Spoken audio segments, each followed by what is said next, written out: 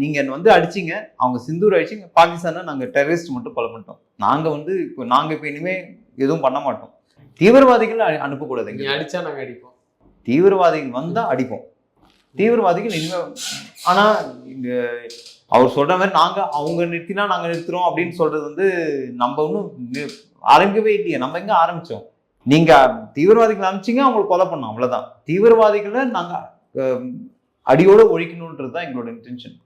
இதனால தான் அந்த தண்ணி ஸ்டாப் பண்ணது, இதனால தான் போஸ்டல் ஸ்டாப் பண்ணிட்டோம், ஏர் டிராஃபிக் ஸ்டாப் பண்ணிட்டோம், அந்த ராணுவ அதிகாரிகள் இங்க இருந்தாங்க கொஞ்சம் பேர், அவங்கள அட்வைசர்ஸ்லாம் அவங்களும் திருப்பி அனுப்பிச்சிட்டோம். எல்லாமே பண்ணது காரணம் வந்து நம்ம எப்படியாவது அவங்க அப்போவாவது திருந்துவாங்களான்னு பார்த்தோம். திருந்துற மாதிரியே இல்லையே. பட் இந்த வாட்டி அவங்க வந்து மெசேஜ் சொன்னாங்க தெரியுமா, அந்த இவங்க லேடிஸ்லாம் கொலை பண்ணிட்டு எங்க ஹஸ்பண்டை கொலை பண்ணிட்டீங்க, எங்களை எதுக்கு கொலை பண்ணாம விட்டீங்க அப்படின்னா, அவங்களோட நெத்தி சிந்தூரத்தை அழிக்கிற மாதிரி தான். நெத்தி சிந்தூர், இந்த சிந்தூரை மாங்மே சிந்தூர்னு போறவங்க, அந்த சிந்தூரை அழிக்கிறது தானே அவங்களோடது.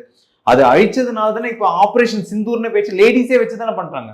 நம்ம இந்த கர்வத்துக்குடைய என்னதுன்னா, நம்ம ஆர்மிலையும் ஏர்ஃபோர்ஸ்லையும் இருக்கிற லேடிஸ் தான் வந்து இதுக்கு ஸ்போக்ஸ் பர்சனாகவும் அந்த ஆர்மிக்கு வந்து அவங்க கர்னல் சோஃபியா குரேஷி தான் வந்து ஹேண்டில் பண்ணியிருக்காங்க இந்த ஸ்ட்ரைக்ஸ்லாம்.